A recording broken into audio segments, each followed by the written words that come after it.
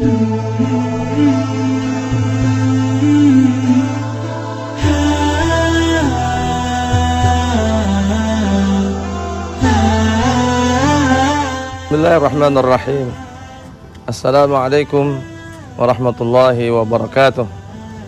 Alhamdulillahirabbil alamin. Wassalatu wassalamu ala habibina sayyidina Muhammadin wa ala alihi wa sahbihi ajma'in. Amma ba'du. Para pemirsa yang dimuliakan Allah Subhanahu wa taala. Siapakah para penghuni surga menurut Rasulullah sallallahu alaihi wasallam? Bukankah setiap diri kita menginginkan dan mendambakan yang namanya surga? Bahkan di antara kita berusaha mewujudkannya dari sekarang di dunia. Ada surga dunia. Kita juga berharap dan berdoa kepada Allah Subhanahu wa taala bahwa kita di antara orang-orang yang kelak nanti di yaumul akhir adalah di antara penduduk surga.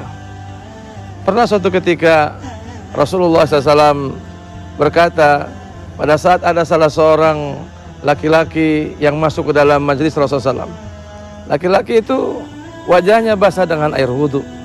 Rasul berkata saat laki-laki itu masuk, yatlu alaikumul an rajulun min ahlil jannah. Sebentar lagi akan datang salah seorang penghuni surga. Lalu kemudian esok harinya Rasulullah mengatakan kalimat yang sama dan datang orang yang sama, yatlu alaikumul an rajulun min ahlil jannah. Sebentar lagi akan datang salah seorang penghuni surga. Kemudian di esok harinya juga Rasulullah mengatakan kalimat yang sama. Dan saat Rasulullah mengatakan kalimat yang sama, datang orang yang sama. Dia wajahnya basah dengan air wudhu, janggutnya basah dengan air wudhu. Ada salah seorang sahabat yang penasaran dengan apa yang dikatakan oleh Rasulullah SAW.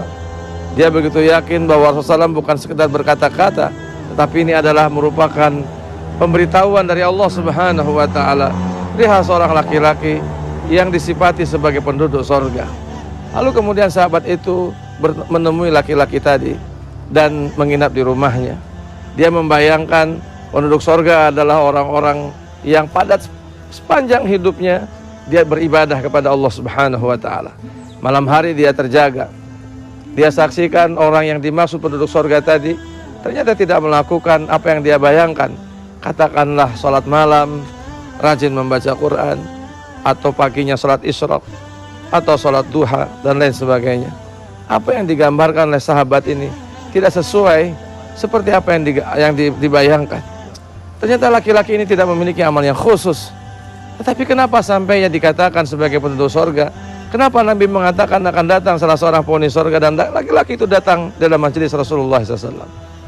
Lalu kemudian sahabat ini pada akhirnya dia pamit kepada orang yang disifati sebagai penduduk surga tadi. Kata sahabat, saya tadinya ingin mengetahui amal apa yang dimiliki oleh penduduk surga. Karena setiap kali Rasul mengatakan akan datang penghuni surga, Anda datang. Kalau satu kali saya abai, tetapi Rasulullah SAW saya mengatakan berkali-kali, saya yakin bahwa pada diri Anda memiliki spesialisasi dalam beramal. Tapi setelah saya menginap di rumah Anda, satu pun saya tidak menyaksikan bahwa Anda memiliki amal yang istimewa. Saya kecewa dan saya pamit. Baru beberapa langkah sahabat ini meninggalkan rumahnya, tiba-tiba si laki-laki ini berkata, wahai saudaraku, diriku tidak lebih seperti apa yang kamu saksikan. Barangkali aku tidak memiliki amal yang istimewa, tapi ketahuilah, di dalam hatiku tidak pernah memendam rasa dengki, hasad, dendam kepada sesama manusia.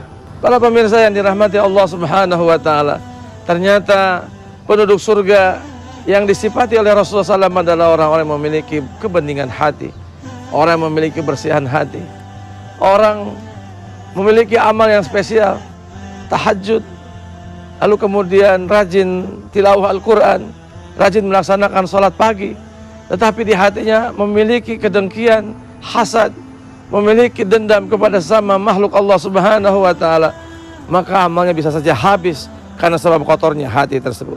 Allah Subhanahu wa taala mengingatkan kepada kita, yauma la yanfa'u malun wala banun illa man atallaha biqalbin salim. Akan ada satu hari di mana tidak memberikan manfaat harta kekayaan anak-anak kita kecuali orang-orang yang datang ke hadirat Allah dengan membawa hati yang selamat, Hati yang selamat adalah hati yang bersih. Hati yang bersih adalah hati yang dimiliki oleh para penduduk surga. Mari kita tata hati kita dari mulai sekarang. Ramadan adalah saat yang tepat membersihkan hati kita, memperbanyak istighfar kita, menjauhkan kita dari kesombongan, menjauhkan kita dari iri dengki, hasad kepada sama makhluk Allah Subhanahu wa taala. Kita bersihkan melalui jalan puasa ini sehingga hati kita memperoleh kejernihan, kebeningan dan kebersihan. Semoga kita di antara hamba-hamba Allah yang menjadi penduduk surga. Allahul muwafiq ila aqwami thariq. Assalamualaikum warahmatullahi wabarakatuh.